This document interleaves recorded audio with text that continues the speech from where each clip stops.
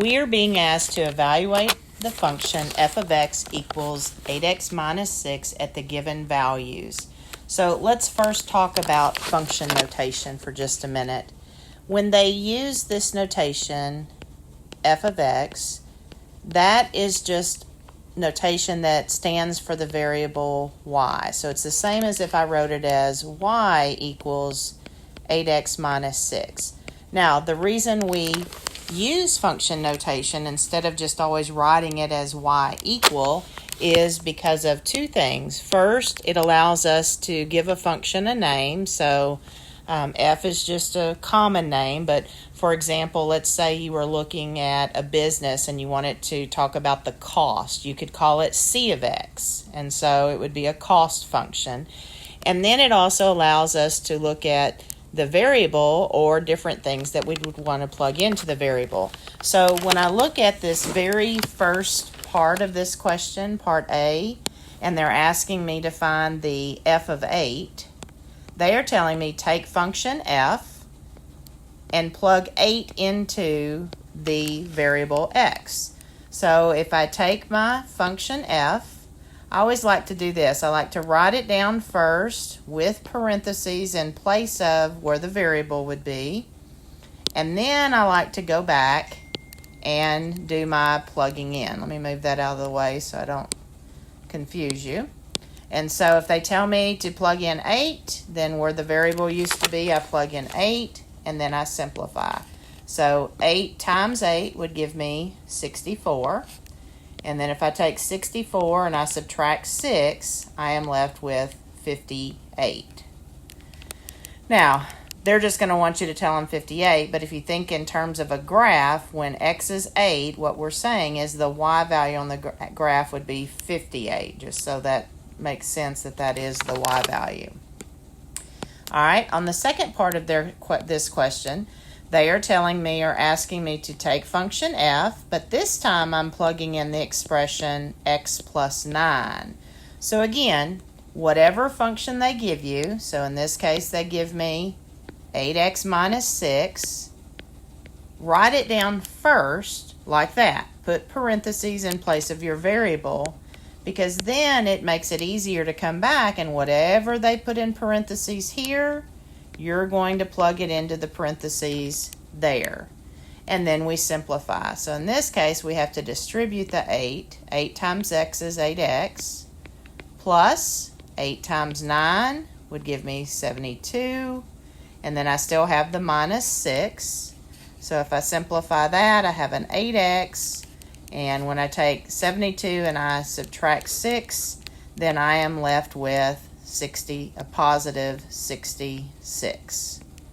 And so that would be, that expression would represent what my y value is on the actual graph. Okay, and then finally, the last part on this particular function, they are asking me to take function x, and they're asking me to plug in negative x. So once again, I'm going to take my original function, put parentheses in place of the variable, and then go back and whatever they put here in the parentheses, you also put in the parentheses there. And then we simplify. Now notice this is multiplication. 8 times negative x, so that would give me a negative 8x, and then I have minus the 6. So that particular expression would represent my y value there. Okay, on this next type of problem, we're doing the same thing. It's just a different looking function. And so they are asking me to evaluate the h of x minus 1. So I'm going to take function h, and I will be plugging in x minus 1. Now, especially in something that gets as complicated as this, again, take the original function, put parentheses everywhere you see an x. So on top I have negative 4, and then in place of the x I put parentheses. On the bottom where it has x squared, I'm going to put a parentheses squared, and then minus a 4 times, in place of that x, put parentheses, and then minus a 12. It just makes it easier for when you go back to do the plugging in. And then whatever they've told you to plug in here, everywhere you've got the parentheses, you're going to go in and plug in that particular either number or, in this case, expression. Now, we do have to simplify, so we've got some work to do here. On top, I'm going to start with distributing. So negative 4 times x is negative 4x. And then when I multiply negative 4 times negative 1, that actually becomes a positive 4.